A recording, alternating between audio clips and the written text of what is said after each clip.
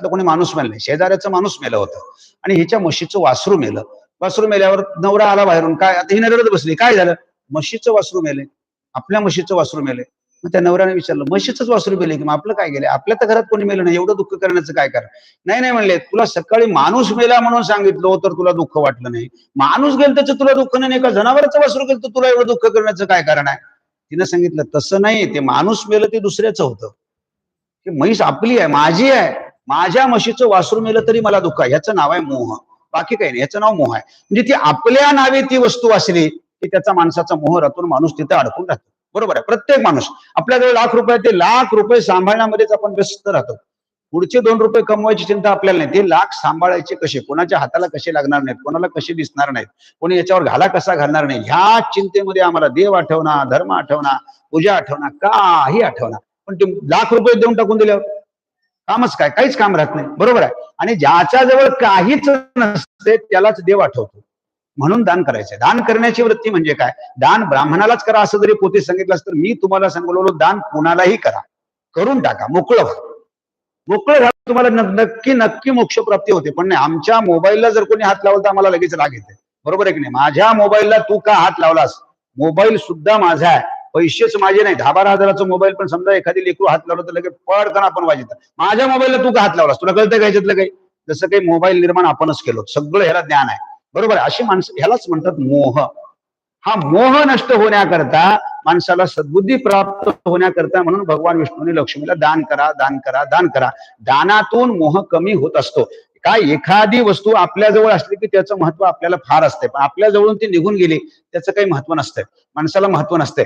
हरपून गेलेलं दुःख जास्त आहे की दान केलेलं दुःख जास्त आहे? कोणी विचार करून बघा, संध्याकाळी घरी जाऊन बघा. समजा तुमच्याजवळ ₹100 आहेत, पोथीला येताना होते पण घरी गेल्यावर हरपून गेले, घरी जाईपर्यंत हरपून गेले, कुठं गळाले माहित नाही, कोणी पाकिट मारलं, काय केलं माहित नाही. ते ₹100 तसे गेले आणि एका दुसऱ्या स्त्रीने ₹100 आणून महाराजाला दिले. कोणाला दुःख जास्त आहे तुम्ही सांगा? तुम्ही विचार करा, या गोष्टीचा स्वतः विचार आपण करू शकतो. आणि अशी कुठलीही संसारातली गोष्ट नाही की ती तुमच्यापासून हिरावून घेतल्या जाणार नाही, हिरावून घेणारच आहे. तुमचा मुलगा तर घेणार आहे, चोर तर घेणार आहे, डाकू तर घेणार आहे, पोलीस तर घेणार आहेत, सरकार तर घेणार आहे. कोणी घेणार गेलं तरी हे सगळं सोडून तुम्हाला तर एके दिवशी जायचं आहे, हे सत्य आहे.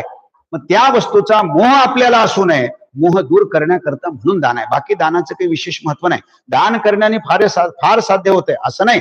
दान करण्याने माणसाचा मोह कमी होतो आणि मोह हा मोक्ष प्राप्ती करता सगळ्यात मोठा शत्रू आहे.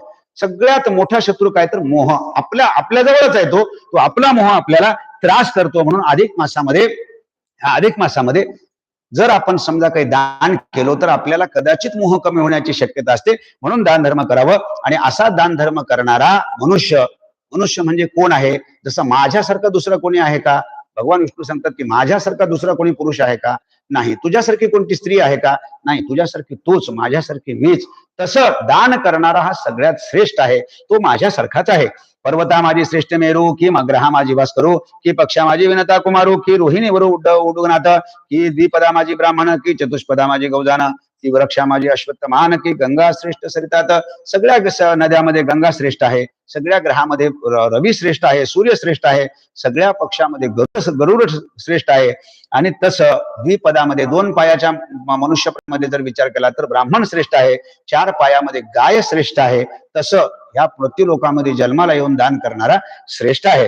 तैसा सर्व मासात उत्कृष्ट, आदिमासीचे वासे वरिष्ठ, ऐसे सगळे मुनी श्रेष्ठ, बोलती स्पष्ट जाणतो. अधिक मासाची ठाई जी स्नानदानादी करावे काही, ते घृतपाव कन्या हे सर्व ही होते अक्षयी जाणतो. म्हणून आणि तसं या सगळ्यामध्ये हे श्रेष्ठ आहेत, तसं सगळ्या मासामध्ये अधिक मास श्रेष्ठ आहे. म्हणून अधिक मासामध्ये जे काही पुण्यकर्म आपल्याकडून घडतं ते पुण्यकर्म करून घ्यावं. काय माहित पुढचा अधिक महिना आपल्याला दिसतो की नाही, पुढचा जाऊ द्या हो, हे तरी 21 दिवस तुम्ही राहताल म्हणून गॅरंटी आहे का आजचे सोडून? नाही. घरी जाताल की नाही माहित नाही, इथंच तरी आता आरती करताल की नाही माहित नाही.